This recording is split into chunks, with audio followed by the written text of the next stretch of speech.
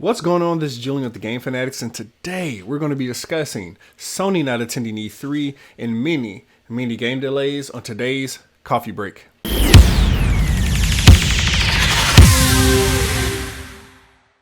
What's going on? Welcome back to another coffee break. Today I decided to go to a little Starbucks, less work, more money. But as I said, I want to talk about Sony not attending E3 and all these video game delays. It's been a crazy couple weeks. Let's start with Sony skipping E3 because it's a little bit bigger than what it sounds. So a lot of people were speculating whether or not Sony was going to come back to E3 this year, having skipped in 2019. And to many surprise, going into a new console cycle, they decided not to attend E3 this year. They said instead they're going to focus on maybe around 100 consumer events around the globe. Don't really know what that means. I know we have PAX South going on right now. We also have PAX East, South by Southwest, all those things coming up. But I think it's a little bit deeper. It goes a little bit deeper than that when you really kind of look into different companies kind of stepping away from E3. The first company that did that was EA. They have EA Play that happens kind of that weekend going into E3. They have their own offsite place down in Hollywood. They let both consumers and media come to that.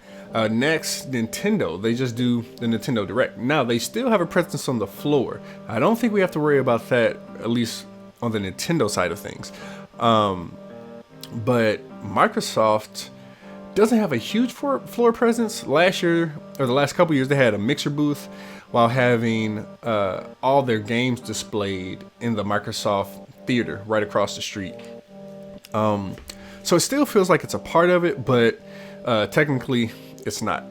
Now, a lot of people have been kind of displeased with how the ESA has been doing things. You had a big leak on all of our information last year, and now I think some companies are pushing them to become more of a consumer show, but it's going to take a little while for them to actually know how that works. With things, they really need to take note on what PAX and the different Comic-Cons do. If they really want to focus on keeping E3 around for any substantial amount of time, it looks like Sony wants that, or they didn't feel like it would be a value for them to come to E3 this year, because it is a lot of money. It is not a cheap show. I mean, that you're talking thousands of dollars, hundreds of thousands of dollars most likely, just to set up a booth and have that booth space. A company's probably coming out millions. A company this big is probably coming out millions at the end of the day. So I'd be interested to see kind of what's going on with that. But I kind of want to move into these various video game delays. Since we're on the Sony tip now, I will talk about that first game being The Last of Us 2 being pushed back to May. Not too crazy. That and Final Fantasy VII Remake. I believe Final Fantasy VII Remake got pushed back to April. So we still have some things going on in the spring, kind of late spring, early summer. But the two really big things that I want to talk about are the Avengers game, which got pushed back to September 4th, and Cyberpunk, which got pushed back to September 14th. Now, that's a huge deal. We're talking about like 4 or more than 4 months actually. But we're a lot of gamers have finally gotten to the point where they can accept that quality takes time.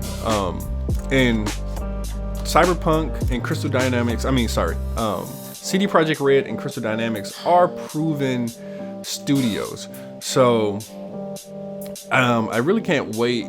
I mean, it's worth the wait for these games. We still have, like I said, we still have a few things that didn't get pushed yet. Hopefully they don't. But Resident Evil 3 remake, from the Microsoft side, we still have Bleeding Edge coming, and Gears Tactics, and Ori and the Will of the Wisps. So that gives us a lot of time going into